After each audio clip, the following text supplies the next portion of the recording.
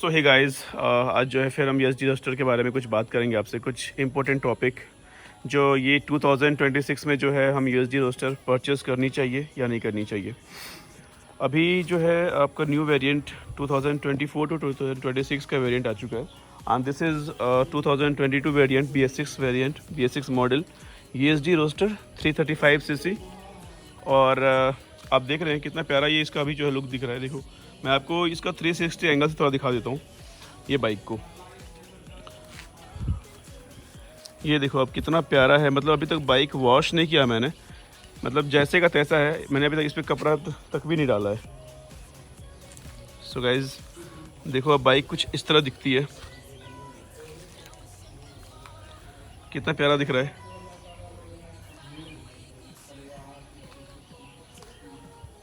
तो ये मैंने आपको 360 में बाइक को दिखा दिया। तो आज हम बात करेंगे ये आपका वर्थ परचेज रहेगा 2026 में या नहीं। चलिए तो शुरू कर लेते हैं। सो गाइज़, इसके बारे में, इस पर्टिकुलर बाइक के बारे में मैंने बहुत सारी वीडियोस ऑलरेडी अपने चैनल पे अपलोड कर रखा है। लाइक अगर आपको pre own ESG roster purchase करना है तो आपको किन किन चीज़ों का ध्यान रखना होगा, चेक पॉइंट्स क्या हैं बेसिकली, वो आपको वहाँ पे देख सकते हैं। और उसके अलावा भी बहुत सारे ऐसे वीडियोस हैं ESG रोस्टर के जो आप देख सकते हैं, आपके लिए यूज़फुल होगा अगर आप ESG रोस्टर लेने का प्लान कर रहे हैं या आपके पास ये बाइक है अवेलेबल। तो इसमें आपको कुछ पार्ट्स वगैरह पर ज़्यादा फोकस नहीं करेंगे। इसमें बस आपसे बात करेंगे आपको 2026 में ये बाइक लेना चाहिए, नहीं लेना चाहिए। अगर लेना चाहिए तो कितने में लेना चाहिए या न्यू लेना चाहिए, सब पे बात करेंगे इस वीडियो में हम, ठीक है। तो चलिए अभी इस पर हम पहले बात कर लेते हैं इसके डिज़ाइन की। जैसा कि आप लोग देख रहे हो कितना प्यारा इसका डिज़ाइन है। ये देखो, एक रेट्रो सा लुक, बहुत प्यारा, काफ़ी स्टर्ड, काफ़ी हैवी दिख रहा है। कहीं ना कहीं आपको थोड़ा सा ये हार्ले डेविडसन जो है उसका लुक आपको ये उठा के दे रहा है, करेक्ट। एंड अगर हम इसकी बात करें, अगर मैं लुक के अलावा इसकी बात करूं तो आप देख सकते हो इसमें जो है आपको अलॉय व्हील के साथ कंपनी जो ये बाइक देती है। इसके फ्रंट में भी देखो, इसका अलॉय व्हील भी काफ़ी स्टड, काफ़ी ड्यूरेबिलिटी देता है। ये बहुत ज़्यादा मतलब स्ट्रॉन्ग है कह सकते हैं आप। और आप रियर में भी देख पा रहे होंगे, दिस इज़ सो हार्ड कह सकते हैं आप, ठीक है। एंड इसके अलावा जो हम बात कर लेते हैं जो इसका engine, guys, as everyone knows, if you are a ESG lover, so it comes with 334 cc liquid cool engine। बहुत प्यारा इंजन है इसका।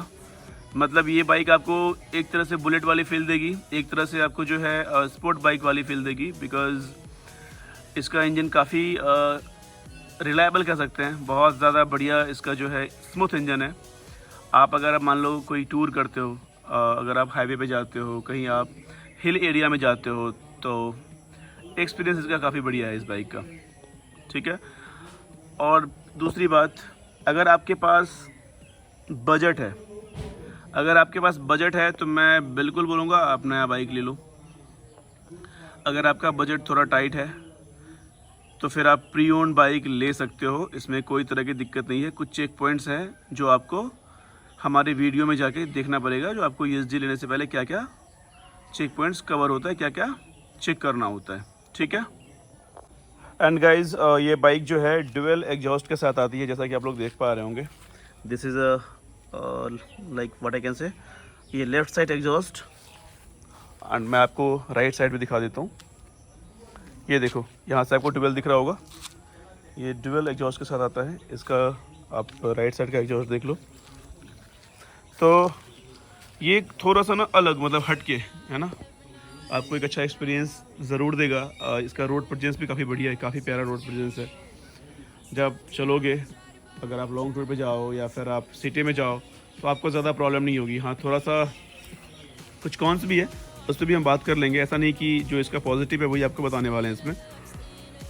तो और दूसरी चीज़, ये डुअल चैनल ABS के साथ आती है। ये देख लो आप, इसमें ABS आपको दिख रही होगी, करेक्ट। ये आपका हो गया फ्रंट, एंड रियर में भी इसका ABS आता है। ये देख लो आप, ठीक है।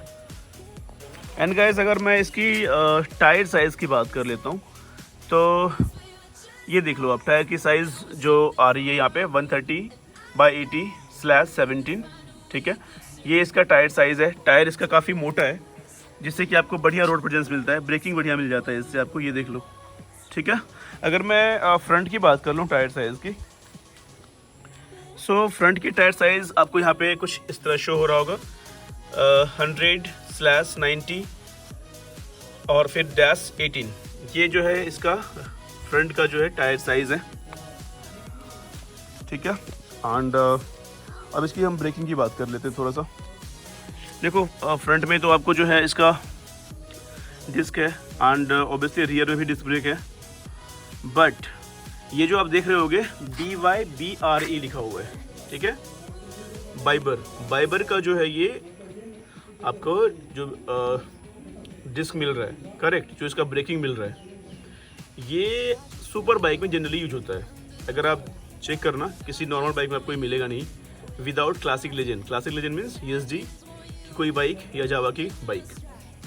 तो बाइबर का ये आपको देता है, जो कि बड़े बड़े कावासाकी वगैरह जो मतलब सुपर बाइक होती है, डुकाटी, इन सब चीज़ों में ये यूज होता है बाइबर का।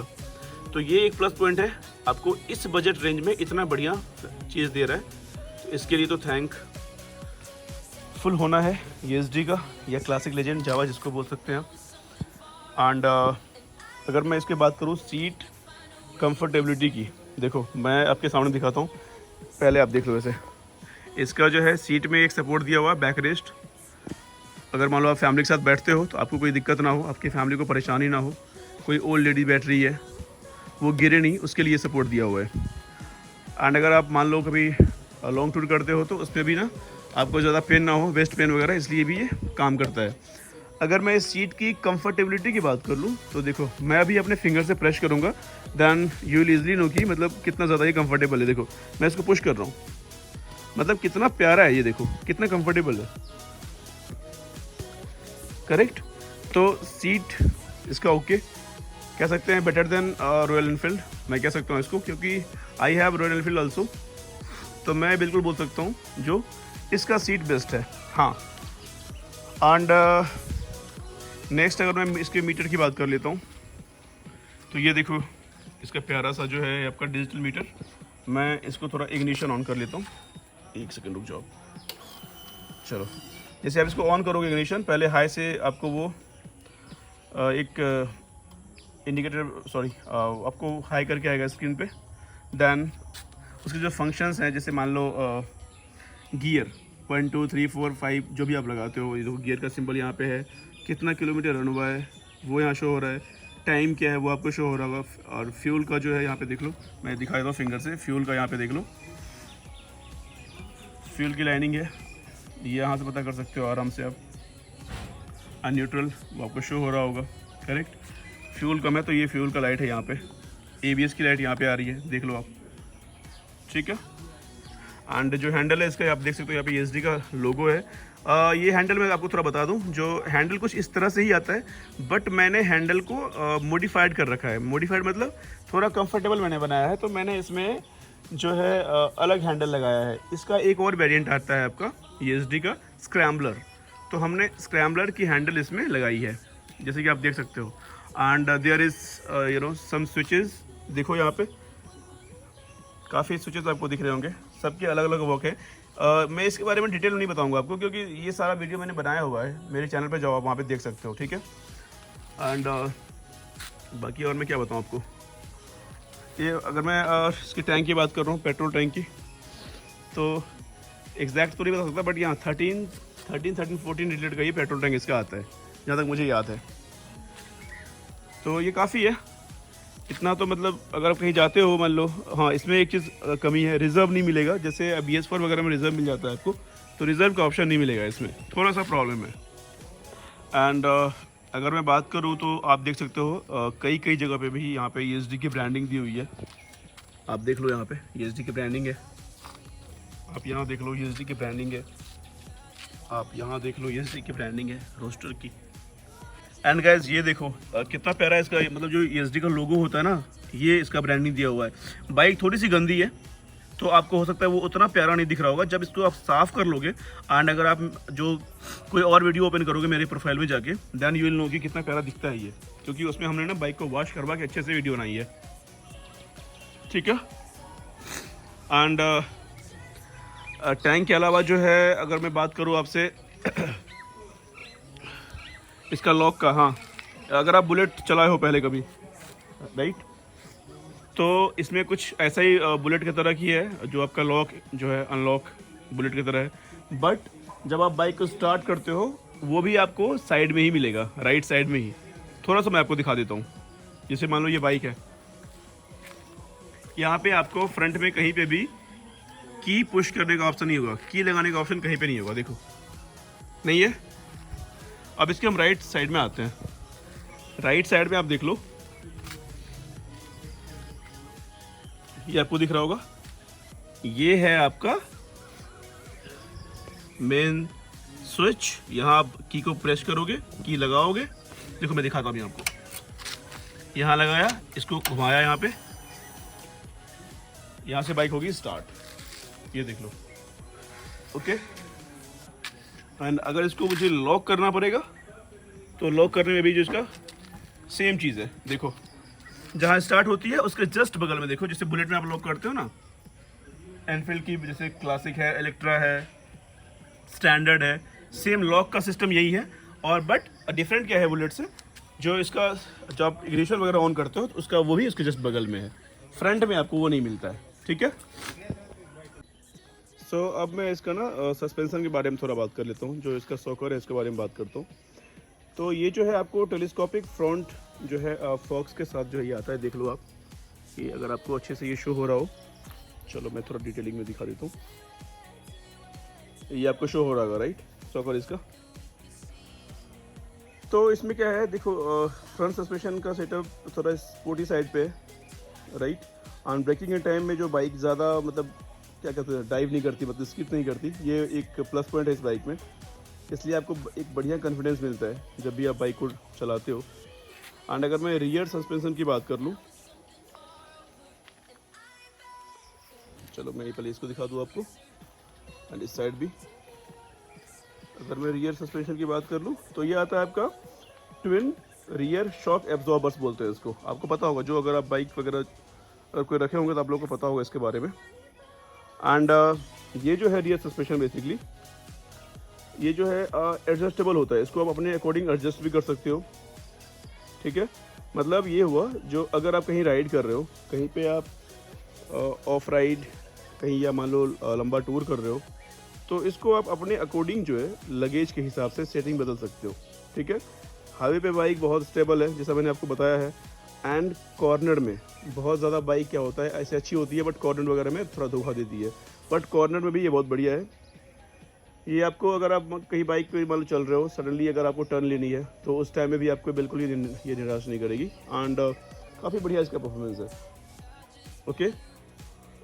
एंड नेक्स्ट चलो अब तो हो गई इसकी प्लस पॉइंट, ठीक है। अब बात करते हैं कुछ इसके नेगेटिव पॉइंट्स के भी, वो भी आपको जानना ज़रूरी है, क्योंकि तब जाके आप डिसाइड कर पाओगे whether you should purchase this vehicle और नॉट, स्पेशली इन 2026 आपको ख़रीदना चाहिए 2026 में या नहीं। तो पहला नेगेटिव जो है हम स्टार्ट करते हैं, जो मुझे बहुत ख़राब लगता है, एंड जिन भाइयों के पास रोस्टर होगा उन सबको ख़राब लगता होगा, जो इसका इंजन हीट। ये इंजन देख रहे हो, इसका बहुत ज़्यादा मजबूत इंजन है, ऐसा सब कहते हैं, मैं भी मानता हूँ। लेकिन अगर आप इसको विदाउट शू के या अगर आप बॉक्सर पहन के बिना जींस पहने हुए निकलते हो, तो इसको आप 5 से 10 किलोमीटर भी चलाओगे ना, तो आपका पैर इतना जलेगा, आपको मन करेगा, जो अगर आपने आज शोरूम से बाइक खरीदी है तो आप वेरी नेक्स्ट डे इसको सेल करने का आपको मन होगा, या पैसे बहुत लगा दिए हैं तो सेल तो नहीं कर पाओगे, घाटा काफ़ी लग जाएगा, राइट। तो आप अपने सर पे हाथ रख के बैठ जाओगे, ठीक है। बट इसका सॉल्यूशन क्या है, इनिशियली आपको इसका दिक्कत होगा, जब आप यूज टू हो जाओगे फिर जाके आपको ये प्रॉब्लम नहीं देगा। बट आई विल रिकमेंड कि आप जब भी इस बाइक को चलाओ तो हमेशा एक प्रॉपर सेटअप में शूज़ अब ज़रूर होना चाहिए आपके पास, एंड बॉक्सर वगैरह में या लूज़र वगैरह में आप इसको इग्नोर करें, नहीं तो फिर आपका जो है थोड़ा हीटिंग इशू आपको फील होगा। जीन्स वगैरह में चलाइए, समर में आपको ज़्यादा प्रॉब्लम देगा, but if I talk about the winter, उसमें आपको थोड़ा अच्छा ही लगेगा, क्योंकि विंटर में तो भाई सर्दी होती है, सर्दी में अगर वहाँ से गर्मी मिल रही है तो अच्छा ही है ना। पहला हो गया। दूसरा इसका हम बात कर लेते हैं, ये देख लो, इसका जो मीटर है ना, पता नहीं, ये आपको थोड़ी गंदी दिख रही होगी। ये ऐसा नहीं है कि 4 साल हो गया तो गंदी दिख रही है, ये जो मीटर गंदी दिख रही है ना, ये आपका जब हमने बाइक ली थी उस टाइम से ये जो है गंदी दिखती है। क्योंकि जब मैंने बाइक की डिलीवरी ली थी आफ्टर 2 डे और 3 डेज़, उसमें क्या हुआ, जो आपका गंदा जो है ना, इसमें देखिए ऑटोमेटिक पता नहीं कैसे इसके अंदर गंदा आ जाता है, समझ नहीं आता है। ठीक है, तो वो चीज़ यहाँ पे थोड़ा सा लैकिंग है ESD का, मुझे बहुत ख़राब लगता है। देखो ऐसे मतलब ये तो कुछ दिख भी रहा है, अगर धूप आ जाए ना तो ये दिखेगा भी नहीं, पता नहीं इतना ज़्यादा वर्स्ट है। तो मुझे इसका थोड़ा सा नेगेटिव पॉइंट ये भी लगा। गाइस, रस्टिंग इशू से मैं बहुत परेशान हूँ इस बाइक से, बट उसके लिए मैंने कुछ वर्क कराए हैं, वर्क खुद से कराया हमने अपने।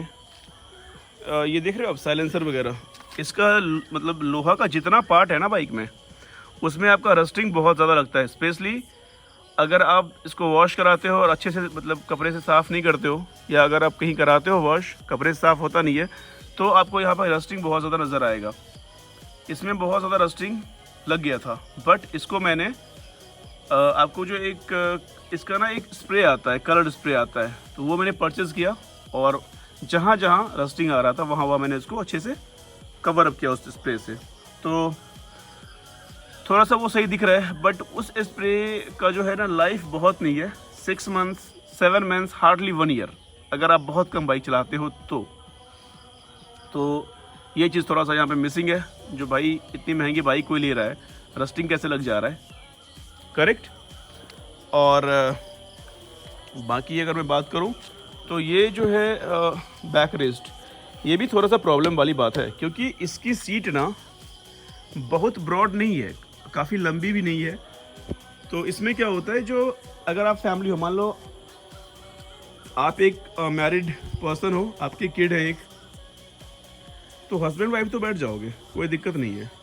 बट अगर आपके पास बेबी है तो फिर वहाँ दिक्कत हो जाएगी, क्योंकि जैसे नॉर्मल क्या होता है, बुलेट वगैरह में या कोई बाइक में आप ऐसे बैठते हो तो थोड़ा सा पीछे पुश कर सकते हो, करेक्ट। बट यहाँ पे थोड़ा सा आपको प्रॉब्लम देगा, क्योंकि ये आपको रोक देगा ना पीछे पुश करने से। थोड़ा सा इसका बेनिफिट भी है, तो थोड़ा सा इसका डिसएडवांटेज भी है। ओके, एंड नेक्स्ट जो इसका डिसएडवांटेज है वो ये है, जो इसका बैटरी बहुत जल्दी ड्रेन होता है।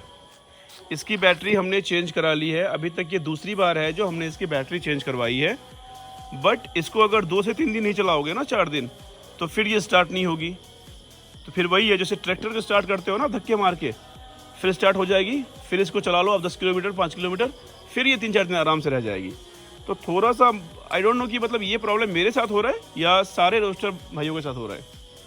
तो ये थोड़ा सा मेरे को लैगिंग लग रहा है, जो भाई इतनी बड़ी बाइक, इतना बड़ा इंजन और उसकी बैटरी इतना ज़्यादा तुरंत बैठ जाइए भाई, कैसे पॉसिबल है। तो ये डाइजेस्ट थोड़ा सा नहीं होने वाला है। अब बात कर लेते हैं इस बाइक को आपको क्यों लेना चाहिए। तो ये बाइक आपको इसलिए लेना चाहिए, जो अगर आपको 2 से 2.5 लाख, 2 तो नहीं बोल सकते हैं, 2.5 लाख के अंदर में आपका बजट है, तो फिर आपको ये बाइक कंसिडर इसलिए करना चाहिए क्योंकि जो मैंने आपको फीचर्स बताए हैं इसके बारे में, अगर आप स्पीड लवर हो, अगर आपको हार्ले डेविडसन वाली लुक पसंद है, अगर आपको स्पोक व्हील नहीं चाहिए, अगर आपको एक हेवी फील बाइक चाहिए, या फिर अगर आपको आई कैचिंग बाइक चाहिए, ठीक है, तो ये बाइक आप बिल्कुल ले सकते हैं। अगर आप रोड पे चलेंगे, स्पेशली इन विलेज एरिया, तो आपको अटेंशन ज़रूर मिलेगा, बहुत ज़्यादा आपको जो अटेंशन मिलेगा इस बाइक को लेके। एंड ये बाइक इतना बुरा नहीं है। अगर आपको एवरेज की चिंता नहीं है तो मैं स्टूडेंट को रिकमेंड नहीं करूँगा इस ये बाइक।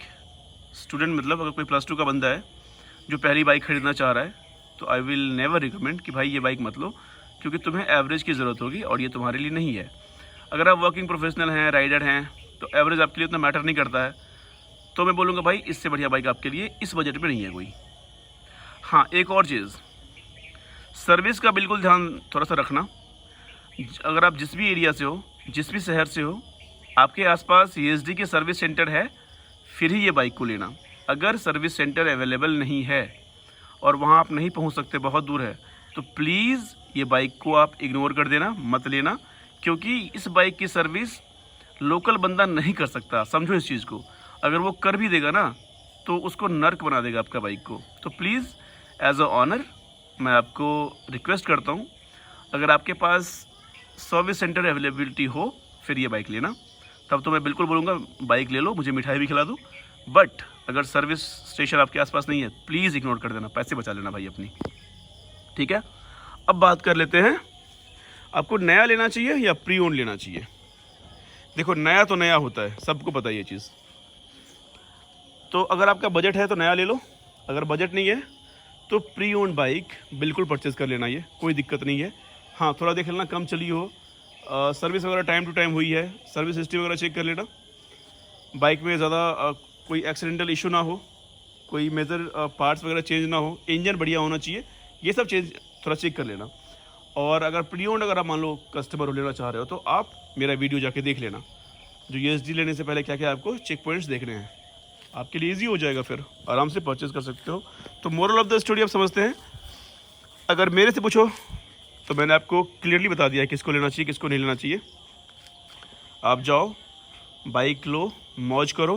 एंड अगर आप बाइक परचेज़ करते हो तो प्लीज़ कमेंट में मुझे बताइए आपने बाइक कब परचेज़ करी है। एंड अगर कोई प्री ओन ले रहा है, अगर उसको जानना है मुझे कितने में लेनी है, तो आप मुझे पर्सनल DM कर सकते हैं मेरे इंस्टाग्राम पे, या अगर आप चाहो तो वहाँ भी पूछ सकते हो कमेंट बॉक्स में, मैं वहाँ पे सजेशन दे दूँगा आपको। ठीक है, डिटेल के साथ मुझे कमेंट कर देना, मैं बता दूँगा इतने प्राइस में ये बाइक आप ले सकते हो कि नहीं ले सकते हो।